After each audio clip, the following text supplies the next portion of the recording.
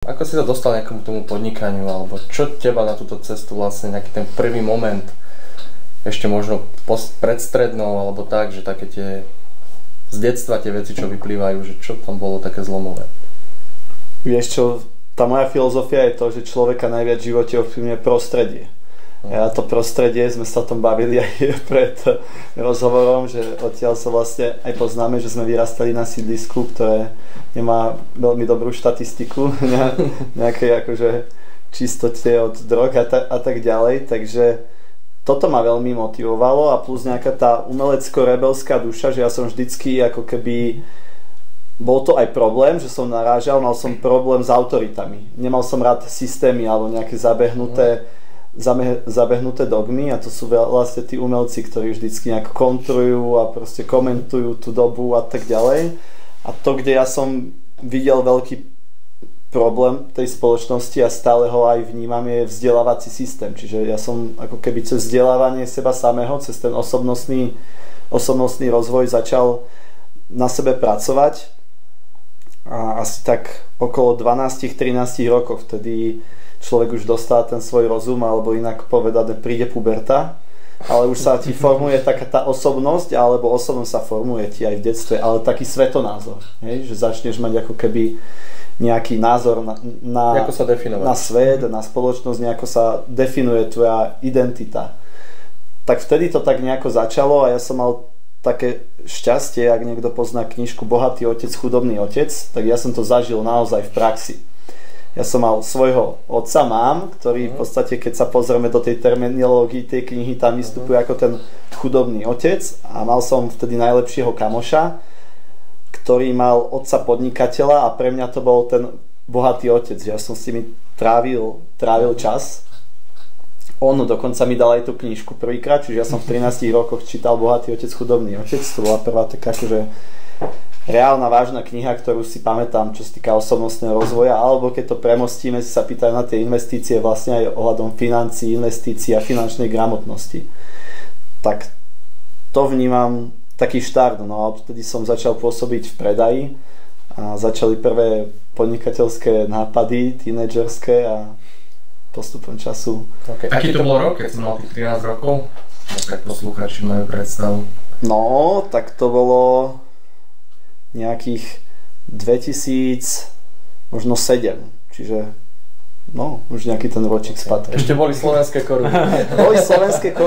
Boli slovenské koruny a pamätám si jednu vec, že som mal takú krabicu od topánok a tam z tohto predaja, z týchto nejakých tínedžerských kvázi biznisov, hej, takých tých, že ja som začal predávať noviny, som ťukal normálne po dverách, po baráku, ja som býval v paneláku jak ty, kde je 13 poschodí, som sa vyviezol, vyťam hore, na každom poschodí 4 rodiny a išiel som a plus sme predávali všetko možné od CD-čiek až po ľahké drogy a mal som prvýkrát vlastne v krabici od topánok 100 000 korún a vtedy som sa cítil, že som úplne, že totálne, že bohatý, že proste že wow, to som nikdy akože nevidel ani nečakal a teraz tvrdím to, že pokiaľ si milionár, tak si totálne, že akože Schwartz, hej, alebo ako Angličania a Američania povedia, že broke, lebo ja neviem, ochoruje ti mama na rakovinu a chceš ju proste previesť do Švajčiarska a zaplatíš za to hneď 500 000 za nejakú liečbu a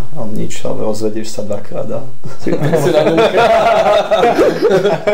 Aká bola možno taká tvoja najväčšia prekážka v tom podnikaní alebo v tých začiatkoch? Ja sám. To je vždycky najväčšia prekážka. No a to pramení z toho prostredia. Jedna z tých mojich silných stránok alebo z nejakej mojej aj povahy človeka je to, že ja som bol vždycky dravý a chcel som byť vo všetkom najlepší.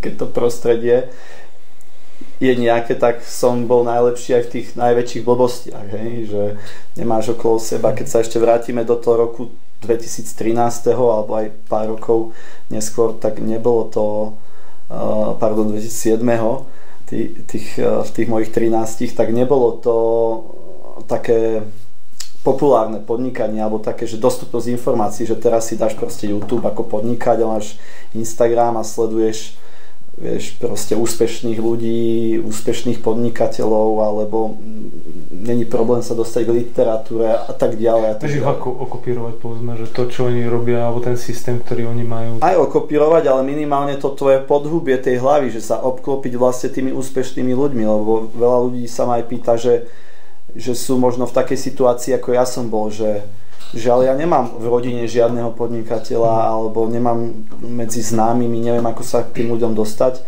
ale cez tieto médiá alebo tieto zdroje, ktoré aktuálne máme k dispozícii, že či sú to knižky, podcasty, ako ten váš napríklad, tak vlastne ty sa dostaneš tým ľuďom, hej, a zadarmo.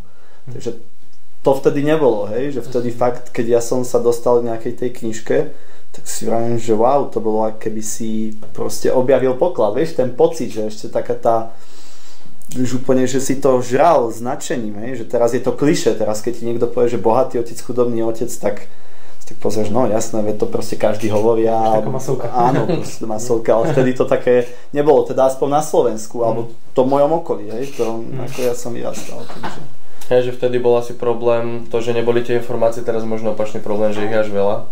Presne tak. Že je ťažko selektovať, že možno zase tí mladí, možní podnikatelia sa dneska stretávajú s inými nástrahami a tým, že si nejako v biznise dlho, trošku zase tak odbočím, že kde vidíš možno aktuálne nejaké nástrahy dnešného podnikania alebo nejaký začínajúci podnikateľ v dnešnej dobe, možno taký ten odkaz tomu mladšiemu ja, že keby teraz niekto má, neviem, 15 až 20 rokov, začína podnikať, je rok 2023.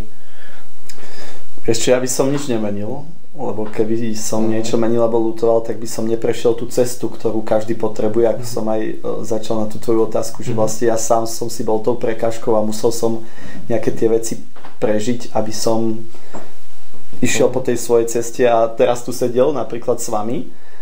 Ale čo by som možno povedal všeobecne ľuďom, čo vidím problém akože dnešnej doby, že mladí ľudia hodne idú po trendoch a po peniazoch, že po tom hmotnom svete, že je to teraz tak v úvodzovkách zmaterializované, ten svet, že tie základné keby hodnoty sa vytrácajú, alebo že mladý človek často začne, a to je jedno, hociaký, môže to byť aj starší človek, začne podnikať kvôli tomu, lebo vidí v niečom ako keby zárobok, hej, že toto je ono.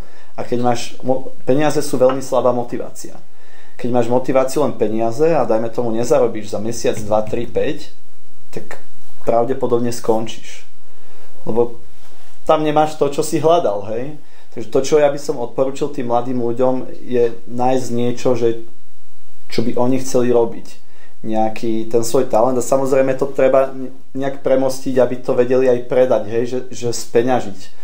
Japonci majú takú tú filozofiu, hej, že proste to, čo máš rád, to, čo ti dáva peniaze a to, čo dáva nejaký odkaz spoločnosti a keď to dohromady spojíš, tak to je vlastne to, čomu by si sa mal... Ikigai, myslíš? Áno, Ikigai, tomu by si sa mal nejakým spôsobom venovať. Takže začať s tým, že predstaviť si, že čo by som robil celý život, aj keby to mám robiť zadarmo.